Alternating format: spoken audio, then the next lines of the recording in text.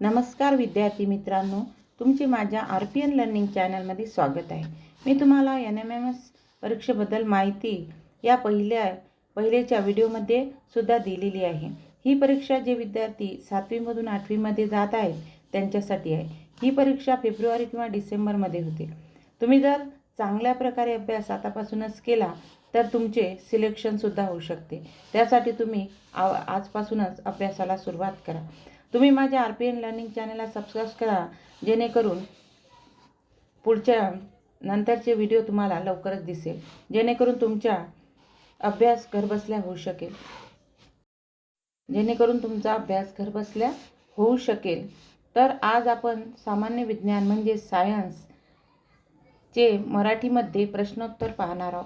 Paper दोन्हीमध्ये असते, Marathi English, त्यामुळे तुम्ही कशातही करू शकता। चला तर मग सुरू करूया।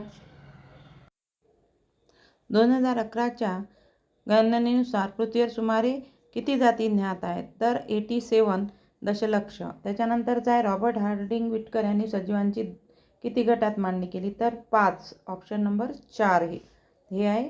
आणि त्याच्यानंतरचा प्रश्न आहे पेशीतील हरितलवकाच्या सहाय्याने प्रकाशसंश्लेषण करतात 1 व 2, 3 नंबरचा ऑप्शन आहे। त्याच्यानंतरचा प्रश्न आहे जी पेशीभिंतिका कायटिन या जटिल शर्करेपासून बनलेली असते? तर या प्रश्नाचं उत्तर आहे 2 नंबर कवके। त्यानंतर प्रश्न आहे आळंबीय सृष्टीचे उदाहरण आहे? तर 3 नंबरचा ऑप्शन आहे कवके। त्याच्यानंतरचा प्रश्न आहे सूक्ष्मजीवाच्या आकारासंदर्भात खालीलपैकी कोणते आपणास अचूक आहे? तर 3 नंबरचा ऑप्शन आहे 1 मीटर = 10⁶.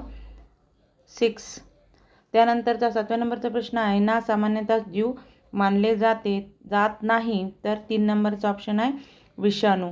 त्याच्यानंतरचा प्रश्न आहे रिकामी जागा मुळे आमांश होतो? तर याचा ऑप्शन आहे 2 नंबर अँटीमिबा हिस्टोलिटिका। त्याच्यानंतरचा प्रश्न आहे राष्ट्रीय विषाणू संस्था पुणे या संस्थेची स्थापना रिकाम्या जागी साली झाली? तर याचा 1 नंबरचा ऑप्शन आहे विषाणू म्हणजे पासून बनलेला लांबलचक रेणू आहे। तर याचं ऑप्शन आहे 4 नंबरचं DNA किंवा RNA। अशाच प्रकारचे व्हिडिओ पाहण्यासाठी माझ्या RPN लर्निंग चॅनेलला सबस्क्राइब करा। Thank you for